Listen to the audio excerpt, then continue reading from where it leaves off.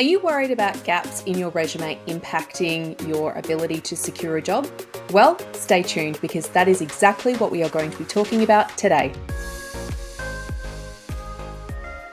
Okay, so this week is all about work gaps, what happens with them, the anxiety that can come with them, and how they influence callback rates in particular. So, why you actually need to pay attention to them. Now, this came about because I was having a chat with another mum who has been out of the workforce and, she's been out for a good 4 or 5 years now and she's had a baby. She stayed at home to be with her son and she's looking at getting back into the workforce. And throughout our conversation, we were sort of talking about the things that she would need when she was looking for another job. So what kind of requirements she would have as part of getting back into work that she didn't really need before. And the key one was flexibility. And that's not an uncommon thing for parents, right? Particularly where we've got school drop-offs and school pickups and all the things. And her son in particular has autism. So he's, there's some other complexities when it comes to her parenting that she needs to factor in. And essentially, her kind of key thing that she needed was flexible working hours, which is, kind of hot on the list of things for most parents. Really, that's something that we want, and it's really increased since the pandemic. And there was some really poignant questions that she asked. And in her mind, she was saying, who is going to, or where am I going to find a job that I can do between the hours of 9:30 a.m. and 2:30 p.m., Monday through Friday, maybe.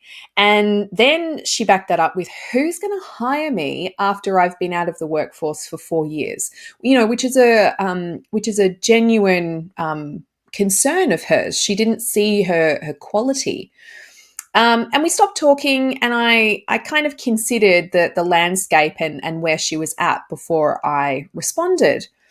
And she really had some very valid points. And it's a really common fear that women in particular have where we've been out of the workforce for a long time and raising kids.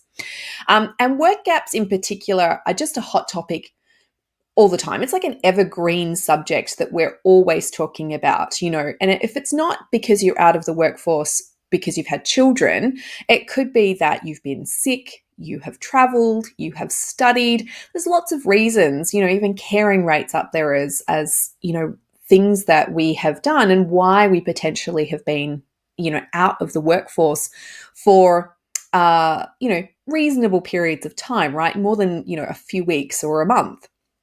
And unemployment bias in particular is a real and genuine problem. It's not something that you can ignore and hope that it will go away. And it does actually influence what you do with your resume and how you go about job searching. Now, the reason that gaps are so important for us to factor in is because in 2019, researchers sent out 36,000 plus resumes to a range of job openings. And they all had various work gaps built into them, for a variety of reasons. They were, really quite diverse resumes. And here's what the findings were. The interview chances significantly decreased for applications with gaps of 3 or more years. Now, if you think for a moment about, the typical time span of how long we can potentially be out of the workforce, just even for children, that's 3 years is a significant impact here. And if you're looking at this and, you're seeing the callback rates, you might be also noticing that the highest callback rate was only 11% in this study. Now, to be clear, these were online applications only, as in they were just applications that were submitted to open vacancies online. No one's network was used as a part of being able to get a callback or influence, the recruitment process in any way, shape, or form. And it's why, a diverse job search is actually really needed. So what should you do if you have work gaps? Well, the first thing is that, pretending that they don't exist isn't something that you should do, right? We really need to acknowledge that we have a work gap and figure out a strategy to put in place in order to maximize our job search efforts and outcomes. And that's important, right? Because providing a reason for why the gap exists can actually boost your response rates by 60%. So if you ignore the gap and you pretend that it's not there, people will notice it. They will be looking for something to try and see where you have filled that gap or what you've been doing with your time during that gap. So putting a reason in boosts the open rate or the response rate by 60%. And the best way to fill a gap is actually with training and education. So, which many people usually know as the first thing that we do. If you've been out of the workforce for a while, get some professional development under your belt, maybe a course, some type of qualification, and that significantly can help boost your ability to get back into work. And that also aligns with the 2021 JobVite Recruiter Nation report as well, which showed that recruiters really want to see continuing education as part of our overall professional development and clearly embedded within our resume and our career history and our career journey, so to speak. But if training and education isn't something that is an option for you, it turns out that supporting family members is actually quite well received as well. So I think it just depends on why you were out of the workplace for, the time frame that you have, and figuring out how you're going to fill that gap or what explanations may go into your resume that would be suitable to deal with that gap.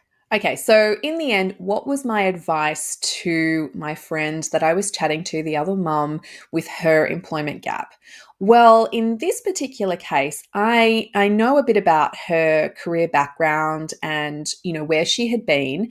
And her first task that I set her with was actually to touch base with her former employer because she had a really good relationship with her previous employer.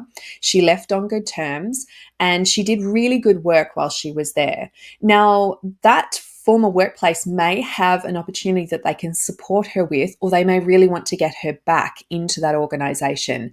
And her job search might actually be really super straightforward just by touching base with her former employer. Of course, her former employer, even if they don't have something available, may also have some connections when it comes to competitors, who also may be looking for something, and they can vouch for her and give a really strong referral to be able to help boost her chances into the workplace. Now, there's other strategies that we can weave in if that's something that she doesn't want to do, or, it doesn't pan out and she reaches a dead end. There's other things that we can look at putting in play, but that's a really great start and a super easy way for her to be able to at least get back into the workplace, cement herself in, get used to a new routine, getting back into the swing of things, and then when she's ready, look to move to something new and fresh and different later on down the track. I hope that you found that helpful, and I look forward to seeing you again soon. Bye.